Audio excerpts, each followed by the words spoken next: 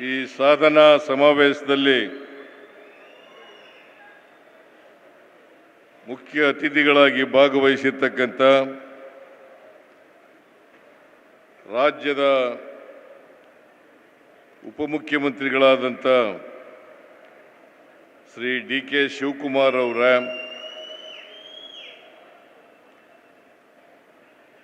ಮಂಡ್ಯ ಜಿಲ್ಲೆ ಉಸ್ತುವಾರಿ ಸಚಿವರು, ಕೃಷಿ ಸಚಿವರು ಆದಂಥ ಶ್ರೀ ಚೆಲುವರಾಯ ಸ್ವಾಮಿ ಅವರ,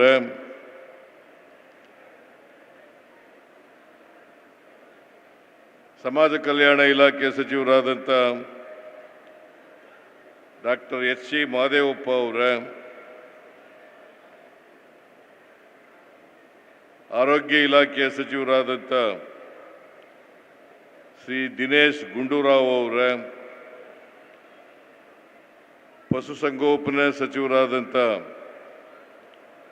ಶ್ರೀ ಕೆ. ವೆಂಕಟೇಶ್ ಅವರ, ಪೌರಾಡಳಿತ ಸಚಿವರಾದಂಥ ಶ್ರೀ ರಹೀಂ ಖಾನ್ ಅವರ,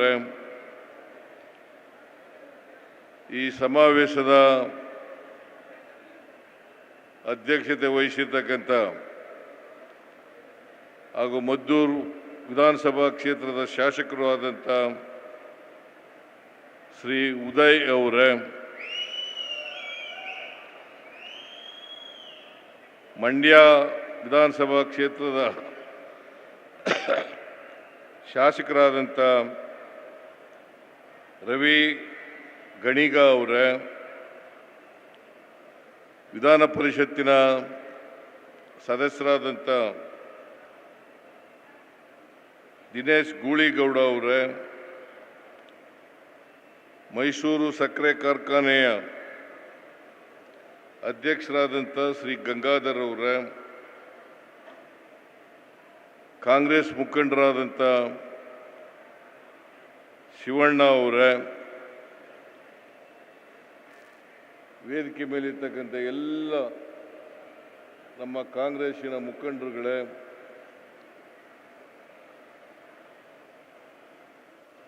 ಎಲ್ಲ ಅಧಿಕಾರಿ ಸ್ನೇಹಿತರೆ, ಇಷ್ಟೊಂದು ಬೃಹತ್ ಸಂಖ್ಯೆಯಲ್ಲಿ ಆಗಮಿಸಿರ್ತಕ್ಕಂಥ ಆತ್ಮೀಯ ಅಣ್ಣ ತಮ್ಮಂದಿರ, ಅಕ್ಕ ತಂಗಿಯರೇ, ಮಾಧ್ಯಮದ ಗೆಳೆಯರೇ, ಇವತ್ತು ಮದ್ದೂರು ವಿಧಾನಸಭಾ ಕ್ಷೇತ್ರದಲ್ಲಿ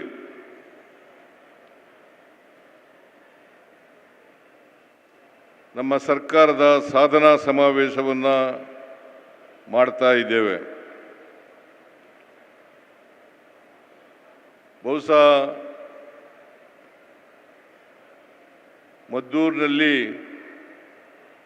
ಒಂದು ಸರ್ಕಾರಿ ಕಾರ್ಯಕ್ರಮಕ್ಕೆ ಇಷ್ಟೊಂದು ಜನರು ಬಂದಿರತಕ್ಕಂಥದ್ದು ಒಂದು ಐತಿಹಾಸಿಕ ಅಂತೇಳಿ ನಾನು ಈ ಸಂದರ್ಭದಲ್ಲಿ ಹೇಳಲಿಕ್ಕೆ ಬಯಸ್ತಾ ಇದ್ದೇನೆ. ಈ ಸಮಾವೇಶ ಇಷ್ಟೊಂದು ದೊಡ್ಡ ಪ್ರಮಾಣದಲ್ಲಿ ನಡೀಬೇಕಾದ್ರೆ ನೀವೆಲ್ಲರೂ ಕೂಡ ಕಾರಣಕರ್ತರು. ಅದಕ್ಕೆ ಮುಂದಾಳತ್ವವನ್ನು ವಹಿಸಿರ್ತಕ್ಕಂಥ ಶ್ರೀ ಉದಯ ಅವರು ಕೂಡ ಕಾರಣಕರ್ತರು. ಹಾಗಾಗಿ ಶ್ರೀ ಉದಯ ಅವರಿಗೆ ಮತ್ತು ನಿಮ್ಮೆಲ್ಲರಿಗೂ ಕೂಡ ಸರ್ಕಾರದ ವತಿಯಿಂದ, ಪಕ್ಷದ ವತಿಯಿಂದ ಹೃತ್ಪೂರ್ವಕ ಅಭಿನಂದನೆಗಳನ್ನು ಸಲ್ಲಿಸಲಿಕ್ಕೆ ಬಯಸ್ತಾ ಇದ್ದೇನೆ. ಮಂಡ್ಯ ಜಿಲ್ಲೆ ಮೊದಲು ಮೈಸೂರು ಜಿಲ್ಲೆಯಲ್ಲಿತ್ತು. ಆಮೇಲೆ 1/7/1939 ಮೈಸೂರಿಂದ ಬೇರ್ಪಟ್ಟು ಮಂಡ್ಯ ಜಿಲ್ಲೆಯಾಗಿ ಉದಯ ಆಯಿತು. ಅಲ್ಲಿಂದ ಈಚೆಗೆ ಮಂಡ್ಯ ಜಿಲ್ಲೆ ತನ್ನದೇ ಆದಂಥ ರೀತಿಯಲ್ಲಿ ಬೆಳವಣಿಗೆಯನ್ನು ಕಂಡಿದೆ. ಮಂಡ್ಯ ಜಿಲ್ಲೆ ಶಿಕ್ಷಣ ಕ್ಷೇತ್ರದಲ್ಲಿ, ರಾಜಕೀಯ ಕ್ಷೇತ್ರದಲ್ಲಿ, ಸಾಹಿತ್ಯ ಕ್ಷೇತ್ರದಲ್ಲಿ, ಕಲೆ, ಕ್ರೀಡೆ, ಚಲನಚಿತ್ರ ರಂಗ, ವಾಣಿಜ್ಯ ಮತ್ತು ವ್ಯವಸಾಯ ಕ್ಷೇತ್ರಗಳನ್ನು ಒಳಗೊಂಡಂತೆ ಇದು ಒಂದು ಅಪರೂಪದ ವಿಶಿಷ್ಟವಾದಂಥ ಜಿಲ್ಲೆ ಅಂತ ಹೇಳಲಿಕ್ಕೆ ಹೆಮ್ಮೆ ಆಗ್ತಾ ಇದೆ ಅಂತಕ್ಕಂಥ ಮಾತುಗಳನ್ನು ಹೇಳಲಿಕ್ಕೆ ಬಯಸ್ತಾ ಇದ್ದೇನೆ.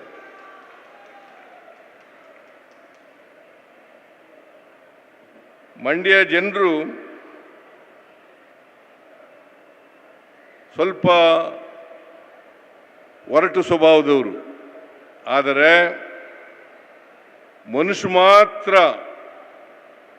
ಬಹಳ ಒಳ್ಳೆ ಮನುಷ್ಯ ಇರ್ತಕ್ಕಂಥ ಜನ ಮಂಡ್ಯದವರು ಅಂತಕ್ಕಂಥದ್ದು ಮಾತುಗಳನ್ನು ಹೇಳಲಿಕ್ಕೆ ಬಯಸ್ತೇನೆ.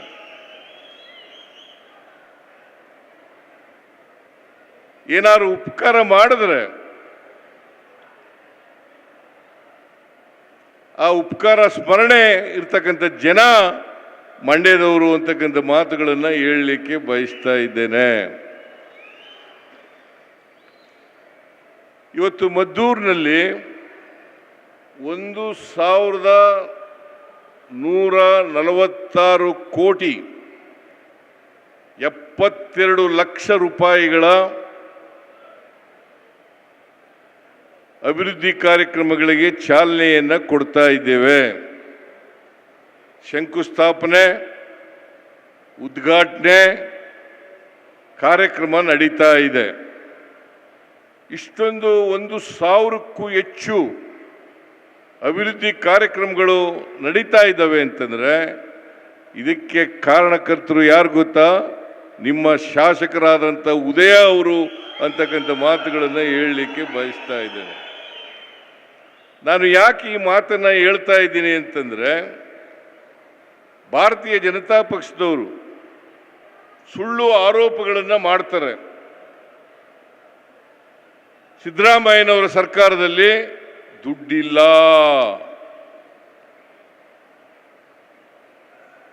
ಸುಳ್ಳು ಅಪವಾದಗಳನ್ನು ಮಾಡ್ತಾರೆ, ಆದರೆ ಅವರು ರಾಜಕೀಯವಾಗಿ ಮಾಡ್ತಾ ಇದ್ದಾರೆ ಹೊರತು ಸತ್ಯವನ್ನು ಜನರಿಗೆ ಹೇಳ್ತಕ್ಕಂಥ ಪ್ರಯತ್ನವನ್ನು ಮಾಡ್ತಾ ಇಲ್ಲ. ದುಡ್ಡಿಲ್ಲ ಅಂತಂದ್ರೆ ಸರ್ಕಾರದಲ್ಲಿ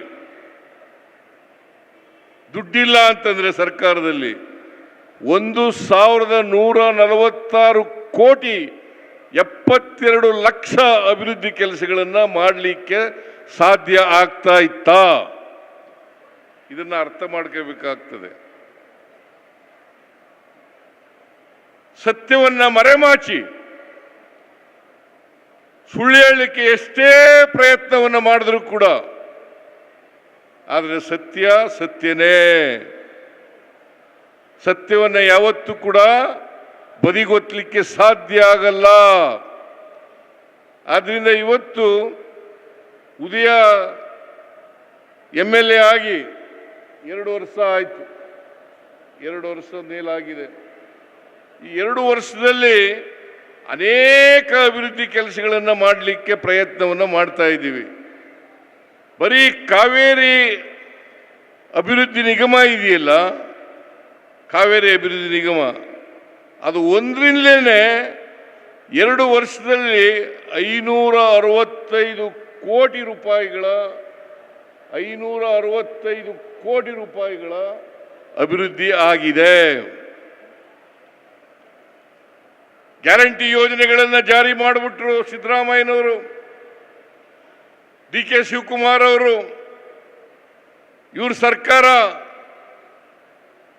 ಈ ಗ್ಯಾರಂಟಿ ಯೋಜನೆಗಳಿಗೆ ಹಣ ಖರ್ಚು ಮಾಡಲಿಕ್ಕೆ ದುಡ್ಡಿಲ್ಲ, ಅಭಿವೃದ್ಧಿ ಕೆಲಸಗಳಿಗೆ ದುಡ್ಡಿಲ್ಲ ಅಂತೇಳಿ ಬೊಬ್ಬೆ ಹೊಡಿತಾ ಇದ್ದಾರೆ. ಅವರು 4 ವರ್ಷ ಅಧಿಕಾರದಲ್ಲಿದ್ದರು.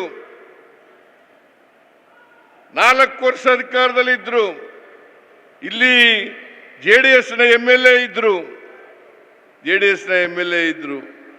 4 ವರ್ಷದಲ್ಲಿ BJP ಸರ್ಕಾರ ಏನು ಮಾಡಿದೆ ಅಂತಕ್ಕಂಥದ್ದು ಸಾಕ್ಷಿ ಇರಬೇಕಲ್ಲ.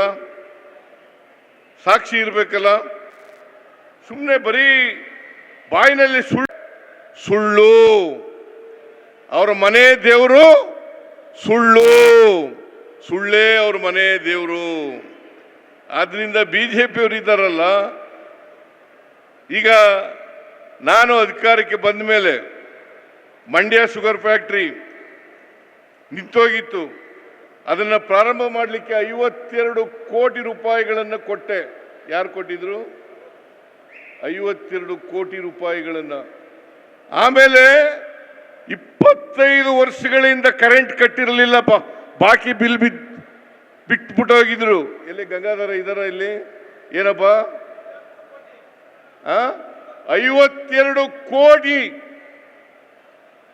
52 ಕೋಟಿ ರೂಪಾಯಿಗಳನ್ನ ಮನ್ನಾ ಮಾಡಿದದು ಯಾವುದಾದ್ರೂ ಸರ್ಕಾರ ಇದ್ರೆ ಅದು ಉದಯ್ ಅವರ ಸರ್ಕಾರ, ಕಾಂಗ್ರೆಸ್ ಸರ್ಕಾರ ಮತ್ತು ನಮ್ಮ ಸರ್ಕಾರ ಅಂತಕ್ಕಂಥ ಮಾತುಗಳನ್ನು ಹೇಳಲಿಕ್ಕೆ ಬಯಸ್ತಾ ಇದ್ದೇನೆ. ಬಹಳ ಜನ ಮಂಡ್ಯದವರು ಇದ್ರು, JDSನವರು ಇದ್ರು, ಬಿಜೆಪಿಯವರು ಇದ್ರು. ಮಂಡ್ಯದಲ್ಲಿ ಒಂದು ಕೃಷಿ ಕಾಲೇಜನ್ನು ಪ್ರಾರಂಭ ಮಾಡಲಿಕ್ಕೆ ಅವಕಾಶ ಮಾಡಿಕೊಟ್ಟವರು ಯಾರು? ನಿರ್ಣಯ ಮಾಡಿದವರು ಯಾರು? ಎಷ್ಟು ವರ್ಷದಿಂದ ಇತ್ತು ಫಾರಂ? ಇಲ್ಲಿ ಅಗ್ರಿಕಲ್ಚರ್ ಫಾರಂ ಎಷ್ಟು ವರ್ಷದಿಂದ ಇತ್ತು? ಬಹಳ ವರ್ಷಗಳಿಂದ ಇತ್ತು. ಯಾಕೆ ಮಾಡಿರಲಿಲ್ಲ ಬೇರೆಯವರು ಯಾಕೆ ಅಗ್ರಿಕಲ್ಚರ್ ಕಾಲೇಜನ್ನು ಮಾಡಲಿಲ್ಲ? ಮಂಡ್ಯ ಕೃಷಿಗೆ ಹೆಸರುವಾಸಿಯಾದಂಥ ಜಿಲ್ಲೆ. ಮಂಡ್ಯದಲ್ಲಿ ಕೃಷಿ ಕಾಲೇಜ್ ಆಗಬೇಕು. ಅದಕ್ಕೋಸ್ಕರ 25 ಕೋಟಿ ರೂಪಾಯಿಗಳನ್ನು ಮಂಜೂರು ಮಾಡಿದ್ದೇವೆ ಈ ವರ್ಷ. ಅದು ಪ್ರಾರಂಭದಲ್ಲಿ ಇಟ್ಟಿರ್ತಕ್ಕಂಥ ಹಣ ಮುಂದೆ ಅಗ್ರಿಕಲ್ಚರ್ ಕಾಲೇಜ್, ಕೃಷಿ ಕಾಲೇಜನ್ನು ಮಾಡಲಿಕ್ಕೆ ಎಷ್ಟು ಹಣ ಆಗ್ತದೆ ಅಷ್ಟು ಹಣವನ್ನು ನಮ್ಮ ಸರ್ಕಾರ ಕೊಡ್ತದೆ ಅಂತಕ್ಕಂಥ ಮಾತುಗಳನ್ನು ಹೇಳಲಿಕ್ಕೆ ಬಯಸ್ತಾ ಇದ್ದೇನೆ. ಇವತ್ತು ಹಾಲು ಉತ್ಪಾದಕರ ಸಹಕಾರ ಸಂಘ ಎಷ್ಟು? 12 ಲಕ್ಷನ? 12 ಲಕ್ಷ ಒಂದು ದಿನಕ್ಕೆ ಹಾಲು ಉತ್ಪಾದನೆ ಆಗ್ತದೆ. 5 ರೂಪಾಯಿ ಕೊಟ್ಟವ್ರು ಯಾರು? ಯಾರ್ರೀ? ರಾಮ್ ಪ್ರಸಾದ್. 5 ರೂಪಾಯಿಯನ್ನ 1 ಲೀಟರ್ ಹಾಲಿಗೆ ಸುಮಾರು 1 ಲಕ್ಷ ಕುಟುಂಬಗಳು ಹಾಲಾಗ್ತವೆ. 1 ಲಕ್ಷ ಕುಟುಂಬಗಳು ಹಾಲಾಗ್ತವೆ. ಅದಕ್ಕೆ 5 ರೂಪಾಯಿ. ಪಶುಸಂಗೋಪನಾ ಸಚಿವರು ಇಲ್ಲೇ ಇದ್ದಾರೆ. 5 ರೂಪಾಯಿ ಕೊಟ್ಟವರು ಇದೇ ಸಿದ್ದರಾಮಯ್ಯ ಕಾಂಗ್ರೆಸ್ ಸರ್ಕಾರ ಅಂತಕ್ಕಂಥದನ್ನ ಮರೀಲಿಕ್ಕೆ ಸಾಧ್ಯ ಇಲ್ಲ. ಆಮೇಲೆ ಈ ವರ್ಷ ಶುಗರ್ ಫ್ಯಾಕ್ಟರಿಗೆ ಈಗ 10 ಕೋಟಿ ರೂಪಾಯಿಗಳನ್ನು ಕೊಟ್ಟಿದ್ದೇವೆ. ಸುಮಾರು 112 ಕೋಟಿ ರೂಪಾಯಿಗಳನ್ನ ಶುಗರ್ ಫ್ಯಾಕ್ಟರಿಗೆ ಕೊಟ್ಟಿರ್ತಕ್ಕಂಥ ಯಾವುದಾದ್ರೂ ಸರ್ಕಾರ ಇದ್ರೆ ಅದು ನಮ್ಮ ಸರ್ಕಾರ ಅಂತಕ್ಕಂಥ ಮಾತುಗಳನ್ನು ಹೇಳಲಿಕ್ಕೆ ಬಯಸ್ತಾ ಇದ್ದೇನೆ. ನಾನು ಯಾವಾಗ ಅಧಿಕಾರಕ್ಕೆ ಬಂದಿದ್ದೀನಿ, ನಮ್ಮ ಪಕ್ಷ ಅಧಿಕಾರಕ್ಕೆ ಬಂದಿದೆ 2013ರಿಂದ 2018ರವರೆಗೆ ನಾನು ಮುಖ್ಯಮಂತ್ರಿಯಾಗಿದ್ದೆ. ಮತ್ತೆ 2023ರಿಂದ ಮುಖ್ಯಮಂತ್ರಿ ಆಗಿದ್ದೇನೆ. ಎರಡೂ ಅವಧಿನಲ್ಲಿ ಬಡವರ ಪರ, ದಲಿತರ ಪರ, ಹಿಂದುಳಿದವರ ಪರ, ಅಲ್ಪಸಂಖ್ಯಾತರ ಪರ, ಮಹಿಳೆಯರ ಪರ ಮತ್ತೆ ಕಾರ್ಮಿಕರ ಪರವಾಗಿ ಅನೇಕ ಕಾರ್ಯಕ್ರಮಗಳನ್ನು ನಾವು ಕೊಟ್ಟಿದ್ದೀವಿ. ನಮ್ಮ ಉದ್ದೇಶ ಈ ಸಮಾಜದಲ್ಲಿರ್ತಕ್ಕಂಥ ಅಸಮಾನತೆಯನ್ನು ತೊಡೆದಾಕ್ಬೇಕು. ಜಾತಿ ವ್ಯವಸ್ಥೆ ಹೋಗ್ಬೇಕು, ವರ್ಗ ವ್ಯವಸ್ಥೆ ಹೋಗ್ಬೇಕು. ಸಮಾಜದಲ್ಲಿ ಎಲ್ಲರೂ ಕೂಡ ಸಮಾನ ಅವಕಾಶಗಳನ್ನು ಪಡ್ಕೊಳ್ತಕ್ಕಂಥ ವ್ಯವಸ್ಥೆ ನಿರ್ಮಾಣ ಆಗಬೇಕು ಅಂತಕ್ಕಂಥದ್ದು ನಮ್ಮ ಉದ್ದೇಶ. ಇದು ಬಾಬಾ ಸಾಹೇಬ್ ಅಂಬೇಡ್ಕರ್ ಅವರು ಕೊಟ್ಟಿರ್ತಕ್ಕಂಥ ಸಂವಿಧಾನದ ಉದ್ದೇಶ. ಈ ಉದ್ದೇಶವನ್ನು ಈಡೇರಿಸಲಿಕ್ಕೋಸ್ಕರವಾಗಿ ಅನೇಕ ಪ್ರಯತ್ನಗಳನ್ನು ನಾವು ಮಾಡ್ತಾ ಇದ್ದೇವೆ. ಅದಕ್ಕೋಸ್ಕರನೇ ಈ ಸಾರಿ ಅಧಿಕಾರಕ್ಕೆ ಬಂದ ಮೇಲೆ ನಾವು 5 ಗ್ಯಾರಂಟಿ ಯೋಜನೆಗಳನ್ನು ಜಾರಿ ಕೊಟ್ಟಿದ್ದೇವೆ. ಈ ಗ್ಯಾರಂಟಿ ಯೋಜನೆಗಳಿಗೆ ಒಟ್ಟು ಖರ್ಚಾಗ್ತಕ್ಕಂಥ ಹಣ ಸುಮಾರು 55,000 ಕೋಟಿ ರೂಪಾಯಿ. ಒಂದು ವರ್ಷಕ್ಕೆ 55,000 ಕೋಟಿ ರೂಪಾಯಿ. ಇದು ನೇರವಾಗಿ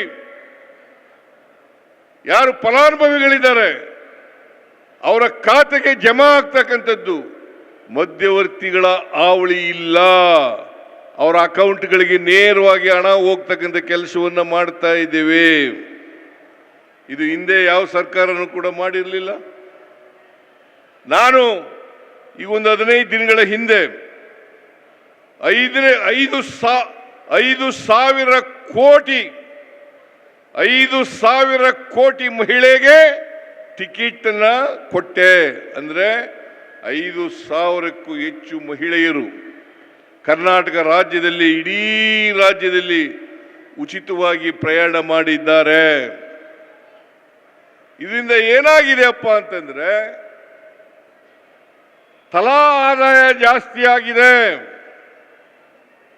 ಇವತ್ತು ಈ ಕಾರ್ಯಕ್ರಮಗಳನ್ನು ನಾವು ಮಾಡಿದ ಮೇಲೆ ದೇಶದಲ್ಲೇ ತಲಾ ಇಡೀ ದೇಶದಲ್ಲಿ ಕರ್ನಾಟಕ ರಾಜ್ಯ ನಂಬರ್ 1 ರಾಜ್ಯ. ಇಡೀ ದೇಶದಲ್ಲೇ ನಂಬರ್ 1 ರಾಜ್ಯ ತಲಾ ಆದಾಯದಲ್ಲಿ ಇವತ್ತು ಆಗಿದ್ರೆ ನಾವು ಕೊಟ್ಟಿರ್ತಕ್ಕಂಥ ಗ್ಯಾರಂಟಿ ಯೋಜನೆಗಳು. ಇದನ್ನ ಅರ್ಥ ಮಾಡ್ಕೋಬೇಕಾಗ್ತದೆ. ಕೊಂಡ್ಕೊಳ್ತಕ್ಕಂಥ ಶಕ್ತಿ ಜಾಸ್ತಿ ಆಯ್ತು. ಜೊತೆಗೆ ನಮ್ಮ ಈ ಶಕ್ತಿ ಯೋಜನೆಯಿಂದ ಮಹಿಳೆಯರಲ್ಲಿ ಉದ್ಯೋಗದ ದರ ಹೆಚ್ಚಾಗಿದೆ. ಬೆಂಗಳೂರಿನಲ್ಲಿ 23% ಹೆಚ್ಚಾಗಿದೆ. 23%. ಹುಬ್ಳಿ ಧಾರವಾಡದಲ್ಲಿ 21% ಜಾಸ್ತಿ ಆಗಿದೆ. ಅದರಿಂದ ಒಂದು ಕಡೆ ತಲಾ ಆದಾಯ ಜಾಸ್ತಿ ಆಗಿದೆ, ಇನ್ನೊಂದು ಕಡೆ ಮಹಿಳೆಯರಲ್ಲಿ ಉದ್ಯೋಗ ಜಾಸ್ತಿ ಆಗಿದೆ. ಇದರಿಂದ ಸಮಾಜದಲ್ಲಿ ನಿರುದ್ಯೋಗದ ಸಮಸ್ಯೆಯನ್ನು ಬಗೆಹರಿಸಲಿಕ್ಕೆ, ಮಹಿಳೆಯರಿಗೆ ಶಕ್ತಿ ತುಂಬಲಿಕ್ಕೆ, ಅವರನ್ನು ಸ್ವಾವಲಂಬಿಗಳನ್ನಾಗಿ ಮಾಡಲಿಕ್ಕೆ ಸಹಾಯ ಆಗ್ತದೆ ಅಂತಕ್ಕಂಥ ಮಾತುಗಳು, ಇದರಿಂದ ಸಾಬೀತಾಗ್ತದೆ ಅಂತಕ್ಕಂಥ ಮಾತುಗಳನ್ನು ಹೇಳಲಿಕ್ಕೆ ಬಯಸ್ತಾ ಇದ್ದೇನೆ. ಅದರಿಂದ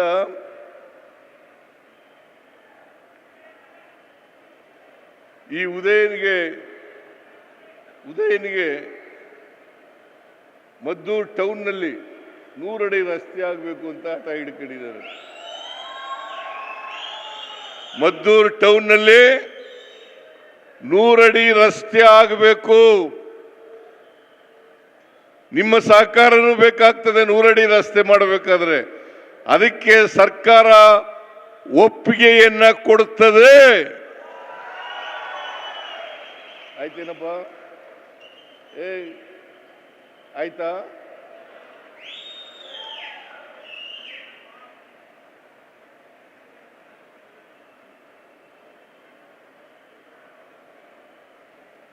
ಆದ್ರಿಂದ ಉದಯ ಹೆಚ್ಚು ಮಾತಾಡಲ್ಲ, ಕಡಿಮೆ ಮಾತು, ಆದರೆ ಒಳ್ಳೆ ಕೆಲಸಗಾರ.